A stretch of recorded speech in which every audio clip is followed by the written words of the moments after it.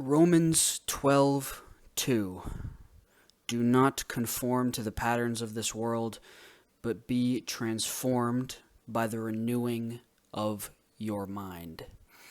It was an absolutely insane week 2 in the NFL. Lucky for me, I didn't post my picks because I went 3-0. I had the Colts plus 2.5. They won outright.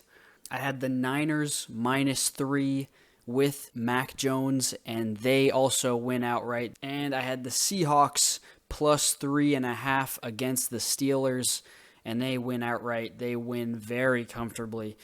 All right, quick editor's note. Look, I know it says cash out on the bet slips, okay? Look, I don't usually do that, okay?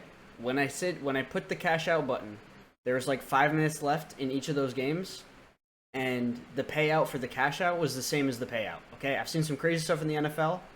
I'm not falling for it, okay? I'm not losing my money that way.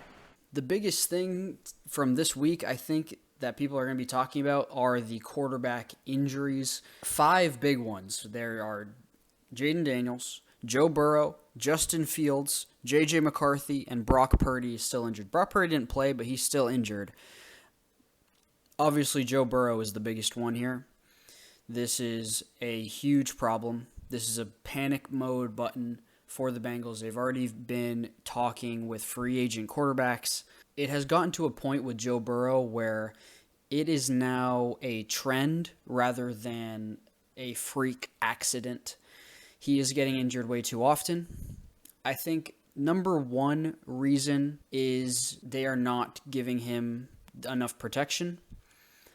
Obviously, that offense, the offensive weapons are fantastic. Jamar Chase, T. Higgins are great. Trey Hendrickson on defense, big contract. But between Burrow, Hendrickson, T. Higgins, and Jamar Chase, that is basically all of their salary. And everyone else, it's not good enough for a playoff NFL team. And it is time to hit the panic button in Cincinnati. Jayden Daniels, it seems like he's just day-to-day with a knee injury. However, I think he'll be okay. Even if he misses this week, he'll be okay. But it is kind of a foreshadowing moment because I had a feeling going into this year where if he got hit the wrong way or if he just got hit too many times, doesn't matter how, the way that he plays is already very risky in the way that he scrambles and gets yards with his legs. He's also very slight. He's very thin dude. He's always going to be at risk. No, every time he takes a hit, he's taking a risk. It could have been a lot worse.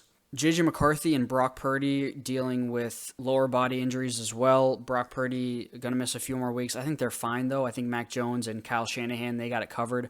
But with J.J. McCarthy, I don't know who his backup is. Is it Carson Wentz? It might be Carson Wentz. That's kind of crazy. But I also have faith in Kevin O'Connell that they can pull through and they'll be okay.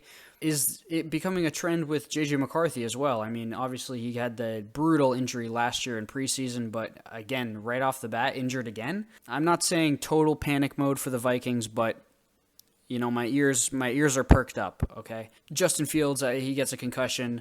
It's unlucky, but I think he should be fine. I actually don't know. He might even be playing this week. I'm not sure. Now, I kind of looked around the teams, and I looked at the 0-2 teams and the 2-0 teams to see where people are kind of overestimating and underestimating. 2 teams that are 0-2 that should be fine, I think, are the Bears and the Chiefs. The Chiefs, they have Mahomes and they have Andy Reid, and I think they'll be fine. They'll be okay. I will say, though, they are in a must-win situation this week. I believe they're playing the Giants. If they lose to the Giants, they are in some real trouble because I believe they have Buffalo and Baltimore coming up soon. And if they're 0-3 to start the season, that's a problem. It is an absolute must-win this week. Bears, I think Ben Johnson will set the ship right. You can see it actually with these opening drives in the first 2 games where the script has gone perfectly in those opening drives. But after that, when Caleb Williams starts to dip back into that old Caleb Williams self, it gets a bit dicey. I'm looking at all the other 0-2 teams, the Panthers, the Browns, the Jets, the Titans, the Saints, and the Giants. Tough. Okay, it's tough for them. I don't know where you can find any kind of like redemption. I mean, maybe the Giants and you can't really say the Giants defense. They just gave up 40 to the Cowboys. That was tough. I mean, great game, but Titans. I mean, it's a Cam Ward year. The Saints, they're gonna have the first overall pick. The Browns, they might have the first overall pick. The Panthers is really worrying because all of their points, it seems like, has come in garbage time. And Bryce Young isn't looking like the Bryce Young that I thought he was going to look like. But I'm still up on Bryce Young. We'll see what happens. As for the Dolphins might get the first overall pick. Like, these are bad teams, bro. These are bad teams. Dolphins, really worrying. I'm glad my Patriots got the win, but really worrying start. It's not looking good for Miami. Also, had to mention the 0-2 Texans. Like, these guys will be okay as well. These guys will be totally fine. They're 0-2. I know the offense isn't clicking. The defense looks fantastic. And I think they've only lost their first 2 games by a combined 6 points. And it's against the Rams and the Bucks. 2 teams I easily see making the playoffs. They'll be totally fine. As for the 2-0 teams, all of these are pretty darn good teams. I think the only 2 teams that are 2-0 that really have to hit the panic button are the Bengals, because of Joe Burrow, obviously, and the Cardinals, because I don't really see it. They played the Saints in week 1, and they played the Panthers in week 2. Like, we'll see how they do against the 49ers this week, but I don't think the Cardinals are going to keep up their 2-0 streak. The Niners are also 2-0. I'm not panicking on them because their schedule is so soft, and like I said, with Kyle Shanahan, he could probably make any quarterback work. I will be honest, I will kind of be rooting for Mac Jones to have a little bit of a redemption arc. It didn't work out in New England, but I got no grudges. I mean, there are a lot of New England fans, my friends, that have grudges on Mac Jones. I hope he does well.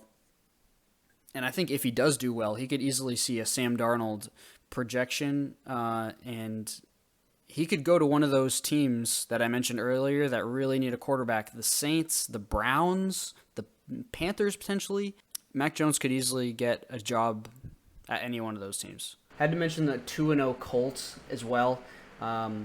These guys are giving me Saints vibes from last year a little bit, okay?